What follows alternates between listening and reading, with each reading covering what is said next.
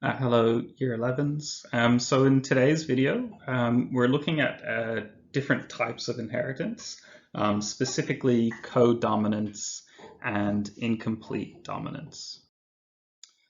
So the key knowledge point from the study design is the expression of dominant and recessive phenotypes, including codominance and incomplete dominance. So the success criteria and what you should be able to do at the end of the video is that you can describe the expression of codominant phenotypes and use genotypes to show this expression, and that you can do the same thing for the expression of incompletely dominant phenotypes. Okay, so everything we've talked about so far has been complete dominance. It's been this pattern of inheritance, and that's just a simple review where we represent the recessive allele with a lowercase letter. We represent the dominant allele with an uppercase letter. You'll have to excuse my daughter if she's talking in the video. So looking at the example here, the dominant allele is always shown in the phenotype over the recessive allele. So the person here in this example will have unattached earlobes because the dominant allele is unattached earlobes. Nice and simple. So just sort of to really review that, we've got our homozygous dominant, our heterozygous, and our homozygous recessive genotypes here. So on the left, where we've got both attached, we can see that's our homozygous recessive genotype. So little a. In the middle, our heterozygote. So they've got the dominant allele and the recessive allele. And then on the right, both unattached. So homozygous dominant. Big A. Now, for our purposes, there are actually three types of dominance that we're going to look at. So one, complete dominance already. And we're going to introduce another two types of dominance today. They're both a subset of partial dominance. So the example I've given you here is we've got a red flower, and this flower has, or this trait, the red color, is represented by the allele that I've circled here.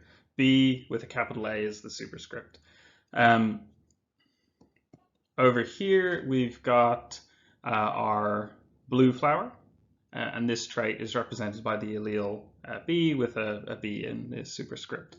Now, don't get too sort of hung up on the fact that all of a sudden we've changed from like big B, little b to B and B and B and A. It's just the convention when we're talking about different types of dominance. So the way we use them, the way we use the alleles is the exact same. It's just the way they're written.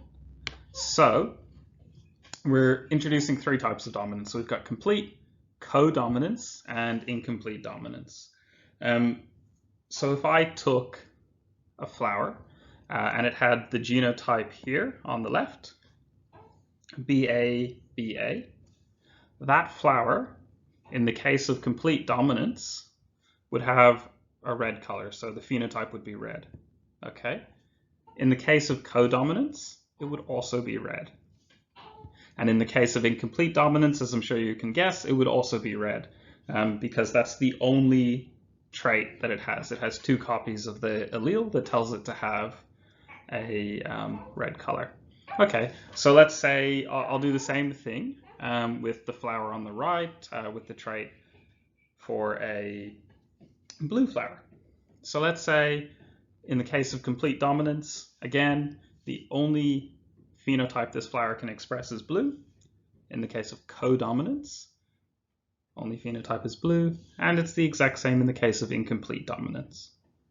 But where things become relevant is when we look at our heterozygote. Okay, so notice here we've got the BA and the BB. Okay, So we've got the trait for the red color, and we have the trait or the allele that represents the trait for the red color and the allele for the blue color. So in the case of complete dominance, well, we need to know which allele is dominant and which allele is recessive. So let's say that in this instance, the red allele is dominant. Okay, so if the red allele is dominant, then the phenotype of this flower will be red, because the red is dominant over the blue. Okay, so that solves complete dominance, straightforward, we know that already. But what about the case of codominance? Now, when you see co, think of like a co-worker. So two things working together, right? Or cooperation, right? You're doing something together. So in the case of codominance, both of these alleles essentially work together. And what we have is a flower that has both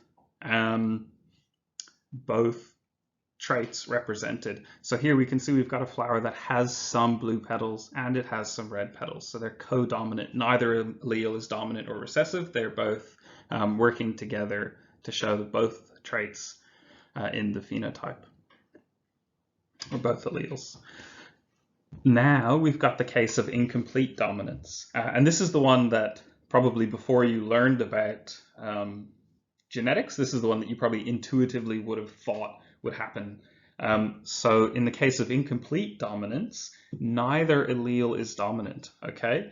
So when it's incompletely dominant in a heterozygote, our blue and our red flower, they combine and they essentially mix together and create our purple flower here.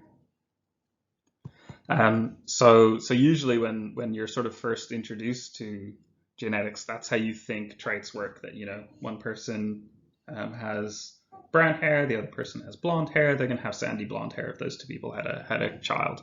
And if that does happen, it's happening because the trait is incompletely dominant.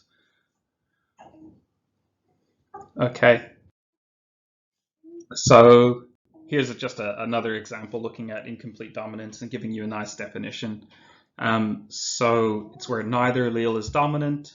The example we've got here is snapdragons, which are wonderful, beautiful flowers that actually show this incomplete dominance in their phenotype for color. So we can see here we've got our CR, which is our dark red, CW, which is our white, and in the heterozygote, they blend together. Neither trait is shown completely dominant, and we get a new trait, a new phenotype, sorry, CW, which is pink. And the example I have for codominance, again, they're cooperating together. So in the heterozygote, in our rhododendron flowers, we can see here when we only have that FR allele, then it's red. The FW allele, it's white. When we have the heterozygote with FR and FW, we see both traits cooperating together to show themselves in the phenotype.